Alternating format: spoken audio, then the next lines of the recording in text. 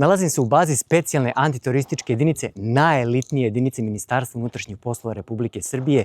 SA je visoko profesionalna, visoko operativna, vrhunski obučena i opremljena jedinica sa tradicijom koja seže još do 1978. godine. Iza mene je grupa pripadnika sa kojom ću danas imati privilegiju da radim, a sa jednim od njih ću imati također priliku da pričam i o svakodnevnim izazovima, ali i o svakodnevnim privilegijama policijskog posla, odnosno uopšte radu u jedinici kao što je SAJ.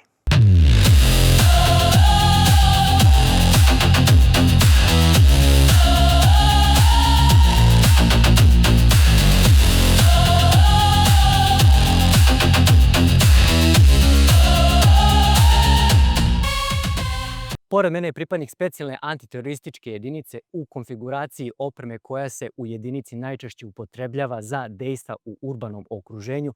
O detaljima opreme ćemo pričati u nekom od narednih priloga. Danas ćemo sa pripadnikom popričati o njegovoj motivaciji, svakodnevnim izazovima, svakodnevnim privilegijama rada u jedinici kao što je specijalna antiteroristička jedinica. Pre svega, hvala ti na vremenu za današnji intervju. Hvala tebi, Miloše, što si došao. Drago nam je što si naš gost i što se interesuješ za naš rad. Zadovoljstvo je moje. Kada već pominjamo vaš rad, naravno, kao i za svaku drugu specijalnu jedinicu, počinje procesom selekcije. Znamo da je proces selekcije kao i sam poziv specijalca, odsustvo komfora. Šta je tebe motivisalo da iz tog nekog svakodnevnog komfora izađeš i odabereš ovaj put?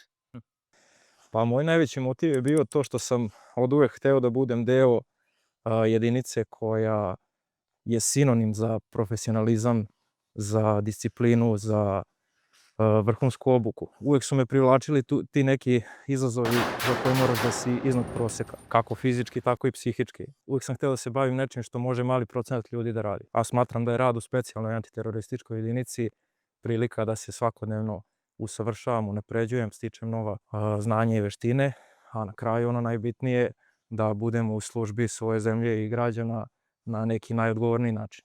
Apsolutno se slažem i kada već pominješ da radiš nešto što je uopšte u stanju mali broj ljudi da radi, to je bukvalno po definiciji status elitizma koji naš SAJ ima.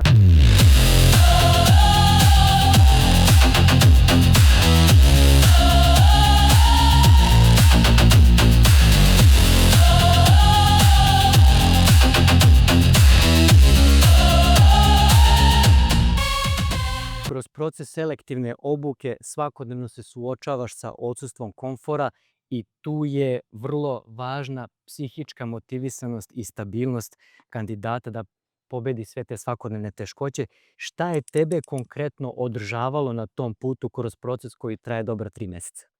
Pa jeste, u pravu si. Selektivna obuka je svakako najteži segment koji sam morao da savladam da bih postao pripadnik SAJ-a.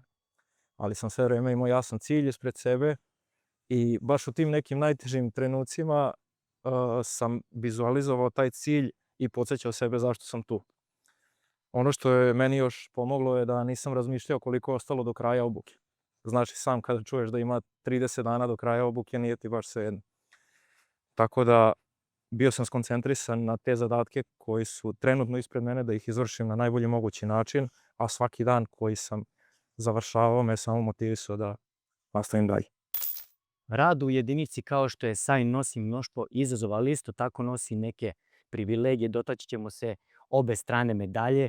Koje su konkretno najveće privilegije koje tebi daju najviše zadovoljstva i najviše motivacije u svakodnevnom radu? Da. Pa sama činjenica da je SAJ jedina specijalna jedinica u okviru Ministarstva unutrašnjih poslova Republike Srbije, raditi u njoj je već privilegija. A kad stavimo na stranu vrhunsku taktičku opremu, naoružanje, stvarno vrhunske uslove za boravak i rad ovde u bazi, najveća privilegija je to što si deo kolektiva koji je kao porodica i na koji uvek možeš da se osloniš. Takođe dodao bih da sjajna saradnja koju imamo sa specijalnim jedinicama, najboljim specijalnim jedinicama iz Evrope i sveta je takođe velika privilegija. A na kraju najveće zadovoljstvo je to što imaš poverenje svoje zemlje i svojih građana za izvršavanje najsloženijih zadataka. Znači, nije baš klasičan posao u pitanju, više je način života i velika odgovornost. Apsolutno se slažem, pogotovo s ovim momentom kada kažeš da je to način života i zaista traži mnogo prilagođavanja i u privatnoj sferi, ne samo kroz profesionalni deo. Pokrili smo priču o privilegijama, naravno, postoji mnoštvo izazova, takav je poziv. Koji su najznačajniji izazovima sa kojima se ti i kolege suočavate?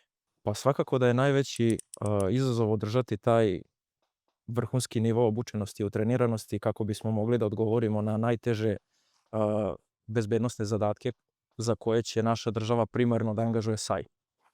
Ti zadaci često znaju da budu jako nepredvidivi, tako da odluke koje donosimo se donose u deliću sekunde. A zbog toga nam upravo ta obuka, timski rad i međusobno poverenje predstavljaju ključan korak.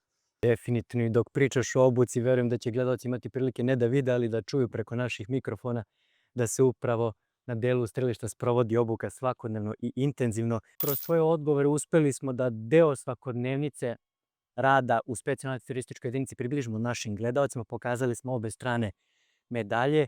Za kraj, s obzirom da je u toku javni konkurs za radna mesta pri specijalnoj antiterorističkoj jedinici, šta bi ti kao neko ko je već sve to prošao, pokazao da je moguće sve to proći, pokazao kakve privilegije, kakve izazovi čekaju nove pripadnike, šta bi ti poručio svim onima koji razmišljaju da se prijave na konkurs? Pa poručio bih im da ako imaju cilj, ako su uporni, istrajni, ako imaju razvijen timski duh, obavezno konkurišu ovaj put. Selekcija jeste teška kao što si malo čas pomenuo, ali to je ujedno i prilika da testiraš svoje mogućnosti, da pomeriš sopstvene granice i na kraju da stvarno postaneš deo nečeg posebnog. Hvala ti na današnjem intervju i mnogo sreće u daljem radu. Hvala tebi puno.